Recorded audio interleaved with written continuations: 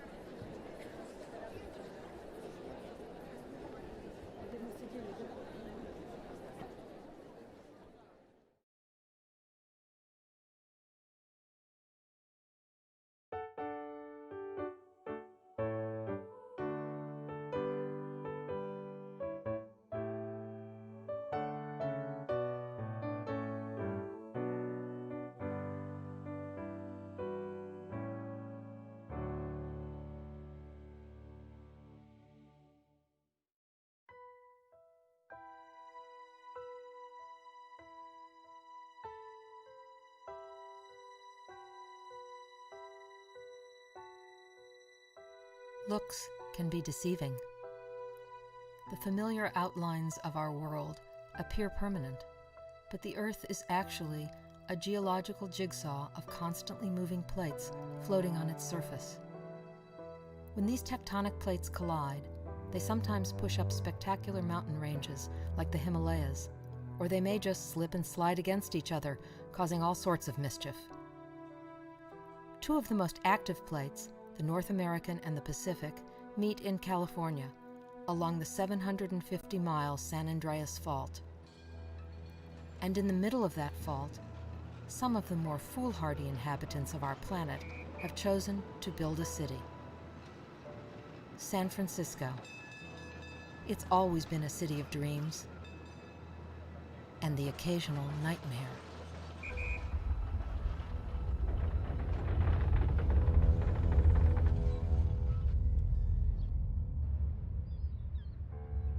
From the moment James Marshall picked up that first gold nugget at Sutter's Mill in 1848, San Francisco began her swift transformation from a sleepy fishing village into one of the liveliest, bawdiest, and most infamous cities in America. Her siren's call of instant riches brought thousands to her shores. That constant flow of dreamers and schemers has never stopped. By 1906, San Francisco was a booming city, enjoying a decade of prosperity following the Depression of the mid-1890s. The population of the city had grown explosively, up 50% in just the past 5 years, to reach 500,000. The completion of the Transcontinental Railroad in 1869 had connected the city to the mainstream culture of the East, and San Francisco had become quite a cosmopolitan city. The wealth accumulated as a result of the gold rush created family fortunes and a social elite who enjoyed the opera, the theater, and elegant restaurants. Some of their names and the mansions they built are still familiar today. Charles Crocker, Mark Hopkins, and Leland Stanford. Of course, San Francisco did have another side, the wild legacy of the Barbary Coast, with its saloons, gambling houses, and brothels. Much of the city had been built of shoddy construction, thrown up in great haste to house the huge influx of fortune seekers. The city's most famous landmark was the Call Building, whose steel frame allowed it to tower 16 floors above Market Street. The first cable car, destined to become a more enduring symbol of San Francisco, was introduced in 1873. The Palace Hotel at Market and Montgomery was one of the world's largest and most luxurious. Its well-heeled clientele relaxed around the interior covered courtyard and were whisked to the upper floors in hydraulic elevators known as rising rooms.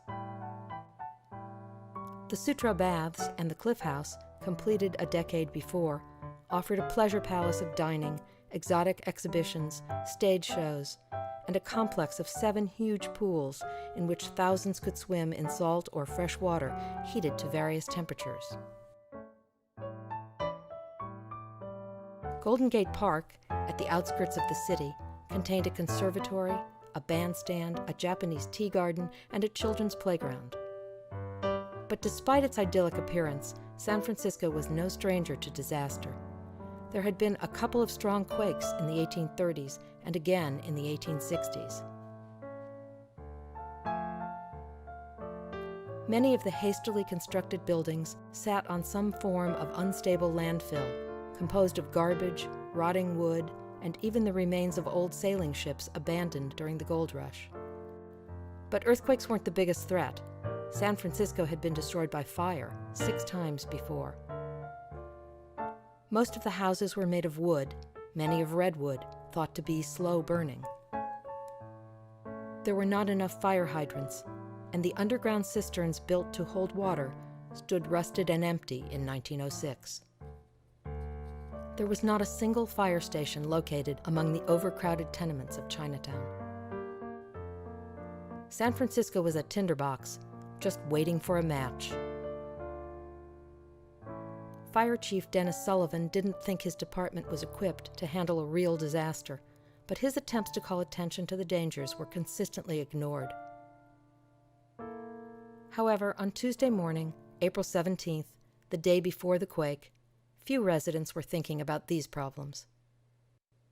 It was a clear day. Spring had arrived, and many people were out enjoying the fine weather.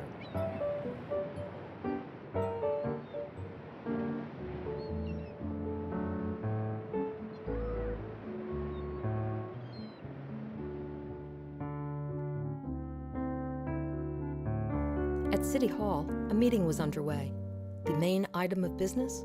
How to deal with future city emergencies.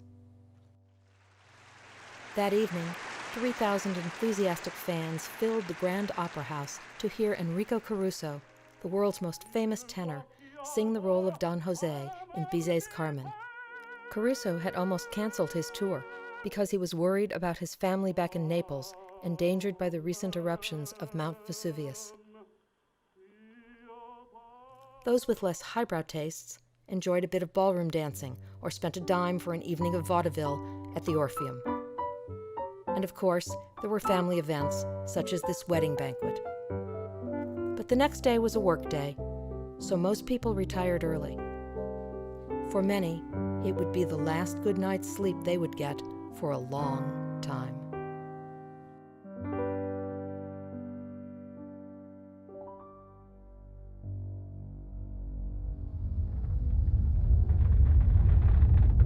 The Great Quake struck the city in two stunning blows.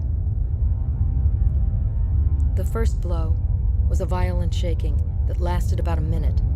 One eyewitness account said it was like a terrier shaking a rat. After a 30-second lull, the earth moved for another minute in long, rolling waves that came from the west. It would have measured an 8.3 if the Richter scale had been invented, and it was felt as far north as Oregon and as far south as Los Angeles. In some places, the earth was displaced over 20 feet. A herd of cattle being unloaded at the waterfront when the quake hit stampeded in their panic down Mission Street and were crushed by falling buildings. Because of the early hour, there were few people out on the street to be killed by falling masonry. However, many buildings collapsed, killing countless in their beds. The 2 minutes of chaos must have seemed an eternity, followed by overwhelming relief when the earth finally stopped moving. But those more knowledgeable knew the destruction was just beginning.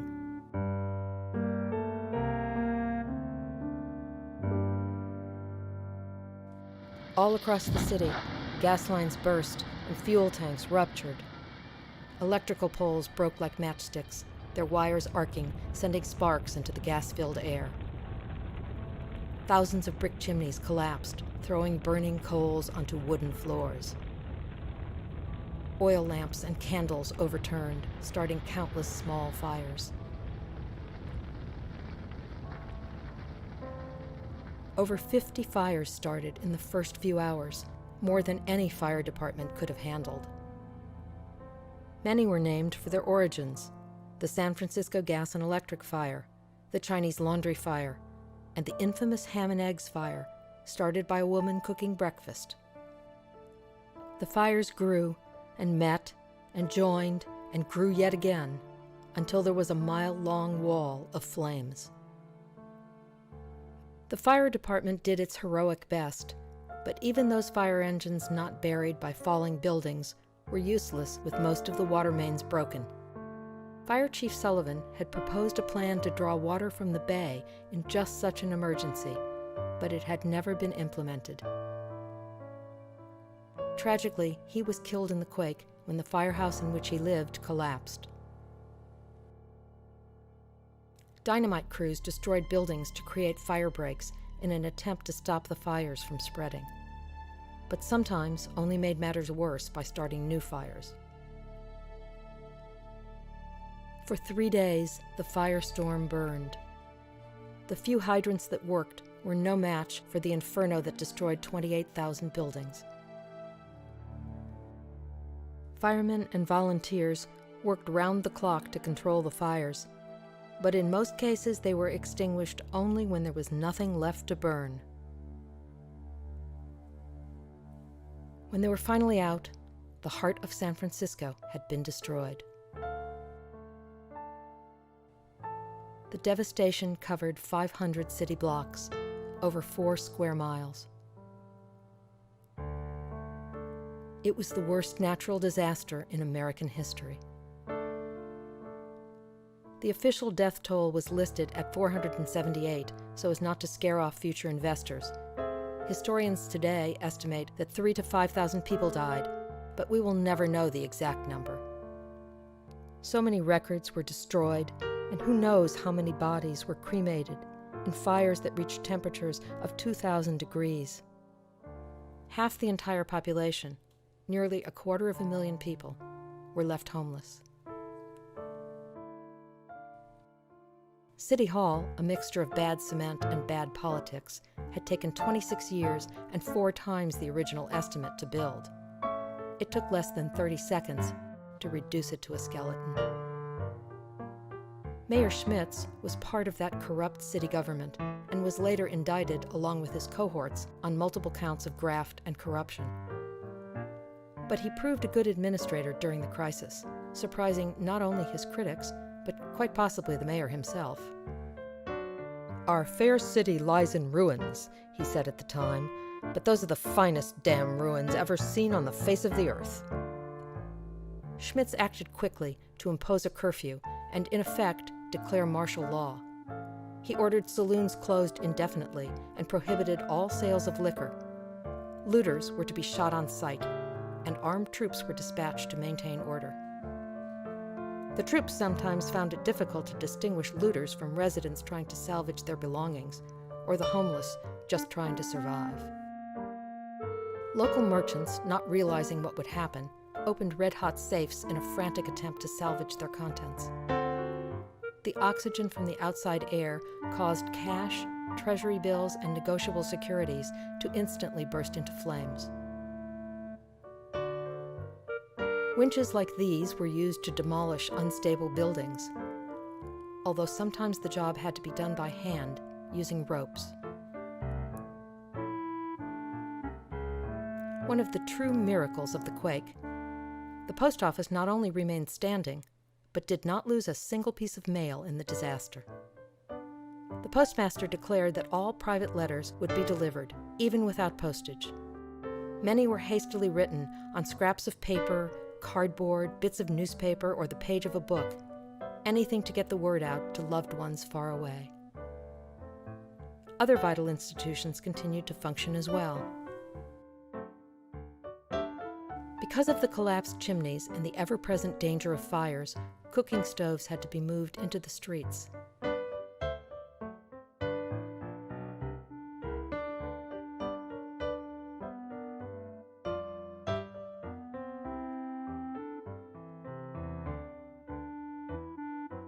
The first relief supplies of food and medicine arrived from Los Angeles within 18 hours of the quake.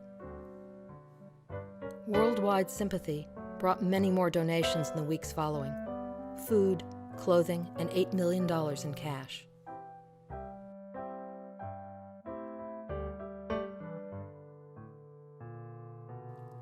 Refugee camps and tent cities were set up to shelter the homeless.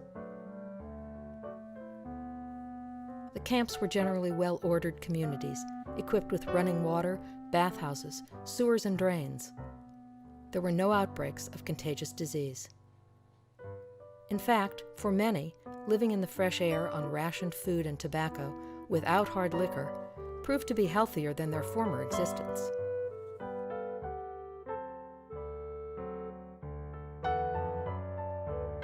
Some fled the city, escaping the fires, the dynamite blasts, and the still falling buildings. They found shelter in other communities where there had been less damage and no fire. But most residents stuck it out, and with typical pioneering spirit and good humor, made the best of the situation.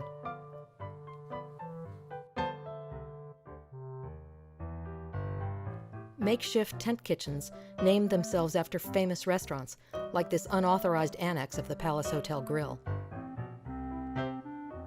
The House of Mirth, advertised deluxe furnished rooms complete with elevator. At Stanford University, the statue of naturalist Louis Agassiz had fallen from its perch headfirst into the cement courtyard below, prompting the university president to remark that Agassiz was much better in the abstract than in the concrete. Thanks to the telegraph, the world knew of the disaster immediately. News agencies recruited scores of reporters and photographers to cover the event. It was the first natural disaster to spark such a media frenzy. It was also the first to be extensively documented by amateurs, because Kodak had introduced its inexpensive Brownie camera just a few years before. And the stereo card companies sent photographers as well, to produce sets of cards for their popular stereograms, which were a typical evening's entertainment as television is today. These stereo views, like the ones in this show, brought the devastation into homes all over the country. An estimated 6.5 billion bricks fell during the earthquake and fire, and the job of clearing away the debris was said to require more labor than that of digging the Panama Canal. San Francisco had been destroyed by fire before and was accustomed to rebuilding. Refugee shacks replaced the tent cities and could be purchased for $100 or rented for $2 a month. Cable car service began again, and slowly, normal life resumed. Within 2 years, the city was largely rebuilt. 9 years later, the city would host the 1915 World's Fair, the Panama Pacific Exposition. But the most impressive exhibit of them all was San Francisco herself, risen like a proud phoenix from the rubble and ashes. The Palace of Fine Arts, designed by Bernard Maybeck for the celebration, is all that remains today of that 300-acre wonderland. Damage from the quake and fire and the cost of removing the debris was estimated to be in the billions of dollars. Much of the rubble was used as landfill to create the Marina District, with consequences that would be felt 83 years later.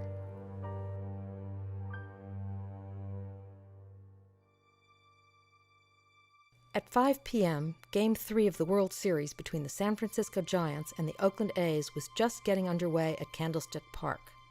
Fails to get Dave Parker at second base, so the Oakland A's take. I'll tell you what, we're having another.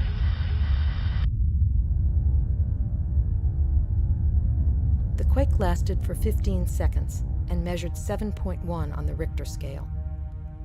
A portion of the San Francisco-Oakland Bay Bridge collapsed. In Oakland, part of the Nimitz Freeway was severely damaged. Normally, both the Bay Bridge and the Nimitz would have been crowded with commuters during the evening rush hour. But with two local teams slugging it out in the World Series, most people had left work early to watch the game. Nevertheless, the greatest loss of life occurred on the Nimitz when a mile-long, twin-decked section known as the Cypress structure collapsed. The reinforcement rods in the cement columns holding the upper deck snapped, sending the deck crashing down on the cars below. 42 people died here. The Oakland Fire Department, with the help of volunteers, hand-carried lengths of rope through the narrow gap of the sandwiched freeway to plot the location of each trapped car. Corresponding spots were then marked on the top deck, where rescue crews began cutting through the thick concrete to the cars below. Lifts were used to help locate victims, and the locations marked with spray paint to aid rescue workers.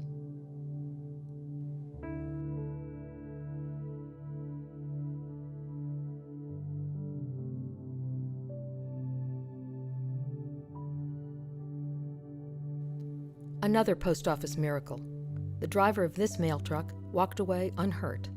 Crews then blowtorched the sides open, retrieved, and delivered the mail. No one was in this car, which had been parked under the freeway overnight. Unfortunately, the occupants of this car were killed. But the luckiest person of all was surely the driver of this truck, who was traveling on the lower deck of the freeway when the quake hit. He described seeing the upper deck collapsing towards him like a house of cards, looking in his rearview mirror and seeing the same scene behind him. He slammed on his brakes and came to a screeching halt in the only section of freeway left standing. Meanwhile, over in the marina, remember that prime waterfront real estate built on landfill from the 1906 quake? When the '89 quake hit, that landfill behaved as if it were liquid, providing little support for the structures built on it.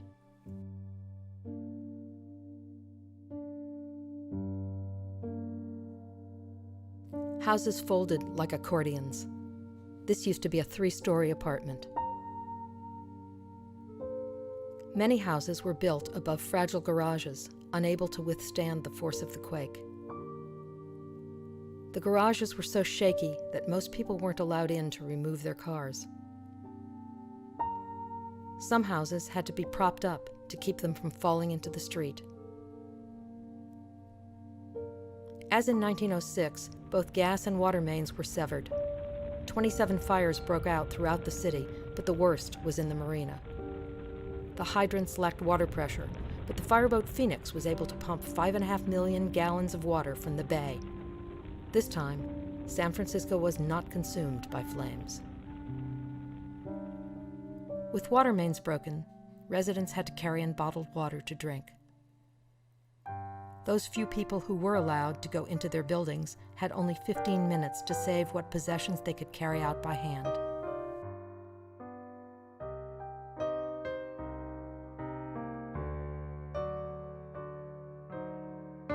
This marina resident was sitting on what was left of her car. She asked for a photo to show her insurance company. The epicenter of the quake was in the Santa Cruz Mountains near Loma Prieta Peak, approximately 100 miles south of San Francisco. Homes in that area were knocked completely off their foundations. The corner support of this house is the only section still on its original level.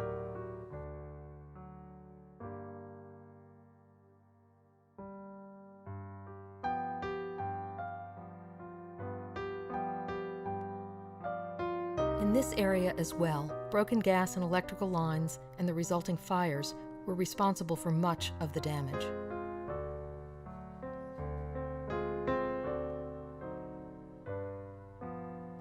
This downtown Santa Cruz boutique couldn't have anticipated the irony of its sales slogan. Temporary shelters and tent cities were set up to house the 12,000 people left homeless.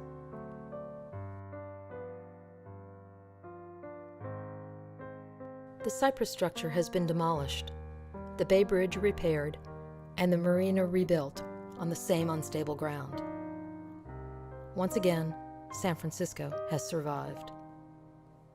If you know where to look, there are still poignant reminders of the great earthquake and firestorm of 1906. A plaque at the Bush Street Fire Station commemorates Chief Sullivan, whose warnings might have saved the city. The fire hydrant at the corner of 20th and Church, one of the few that worked during the disaster, receives a fresh coat of gold paint every April 18th. The Call building, taller by 2 stories and missing its distinctive dome, still sits on the corner of 3rd and Market. 23 of those $100 earthquake shacks still exist, although they're worth quite a bit more today. This house in the Sunset District incorporates 4 in its patchwork design. The graceful columns that once framed the entry to the town mansion on Nob Hill were all that remained of it after the disaster. They are now known as the portals to the past and can be found in a melancholy setting in Golden Gate Park. In 1906, Lotta's Fountain became the meeting place for survivors, where the names of the dead, the missing, and the found were posted. It still stands, as does the Palace Hotel across Market Street. Each year, in that early hour before dawn, on the anniversary of the quake, it has become a tradition for survivors to gather there again, though their numbers dwindle every year. The San Andreas Fault continues to move at the same rate that your fingernails grow, about 2 inches a year. At that rate, Los Angeles will be a suburb of San Francisco in a mere 5 million years. But seismologists tell us we won't have to wait that long for the next big quake. An incredible amount of pressure and energy is stored within the rocks, just waiting for release. The odds are 2 to 1 that release will happen in the next 25 years, producing an earthquake of at least 6.7 magnitude. So why do we stay here? Is it the incomparable beauty of the landscape? The charm of the city itself? Or are we just the descendants of those adventurous pioneers and gamblers, defying the odds and living on the edge?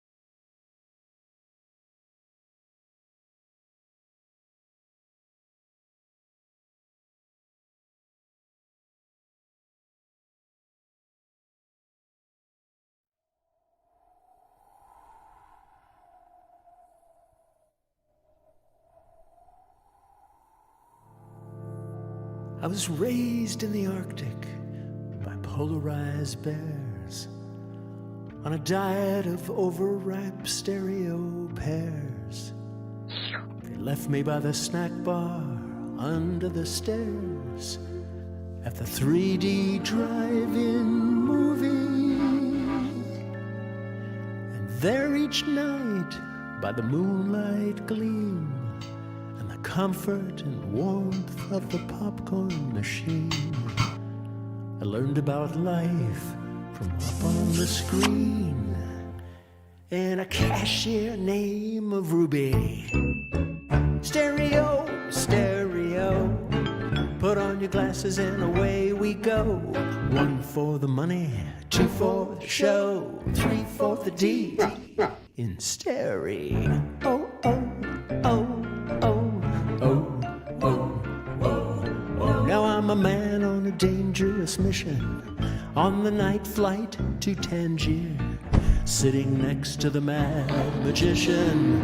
All the stewardesses fear. They're those redheads from Seattle trying to give me that old French line. But I'm a man in the dark with a telltale heart and one thing on my mind. It's stereo, stereo.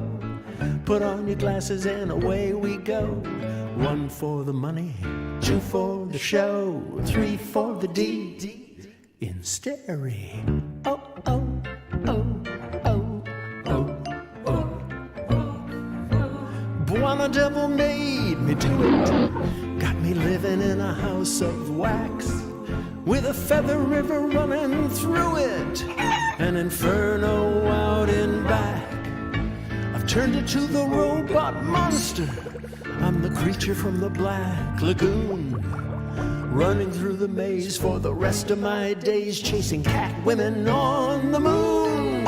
In stereo, stereo, Put on your glasses and away we go. 1 for the money, 2 for the show, 3 for the D in stereo. Oh, oh, oh, oh, oh, oh, oh, oh.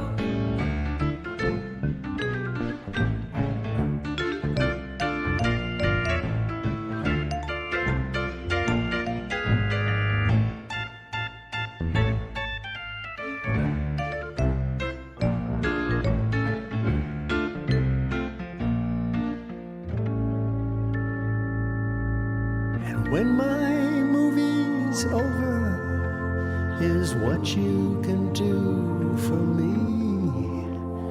Just spread my ashes on 3D glasses and toss them in the red and blue sea in stereo, stereo.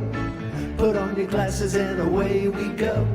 1 for the money, 2 for the show, 3 for the D in stereo, stereo, stereo. There ain't no finer way to go than coming right at ya through the window.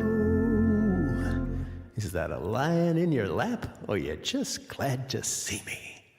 3 for the D in stereo. Whoa, whoa, whoa, whoa, whoa.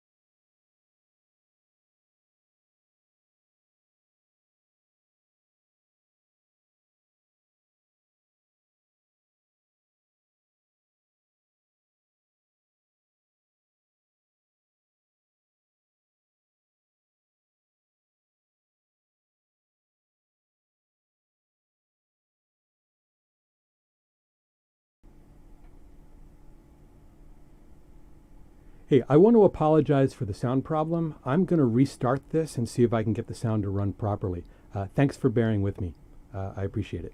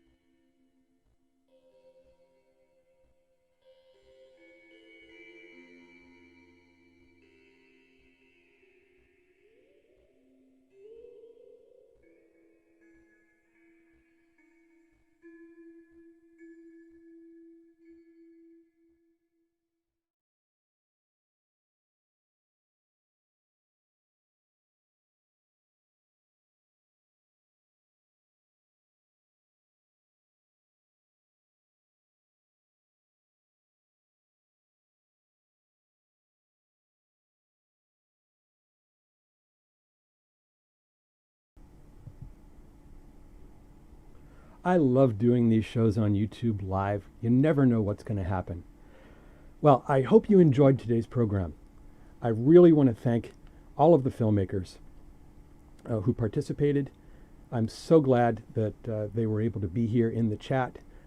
Andi, Bob, and Ikuo are going to stick around. We'll leave the chat open for a little while afterwards, maybe 15 minutes or so. So if you have any questions, you can continue chatting away in there. But I want to thank them for allowing us to show their work. And I want to thank all of you, our audience, who joined in. 3D Space is a donation-based nonprofit, and we rely on your support to keep us going. We want to continue bringing shows like this from our archive. And with your help, we'll be able to maintain the archive and reopen the doors to the 3D Museum when it's safe. Now, if you'd like to support us with a donation or join our mailing list to keep updated on future events, we've set up a special link to our website at la3d.space. That's la3d.space. Now, before I go, I want to wish my dad a happy Father's Day. So thanks again for joining me here today, and I really look forward to showing everyone more films soon. Till next time.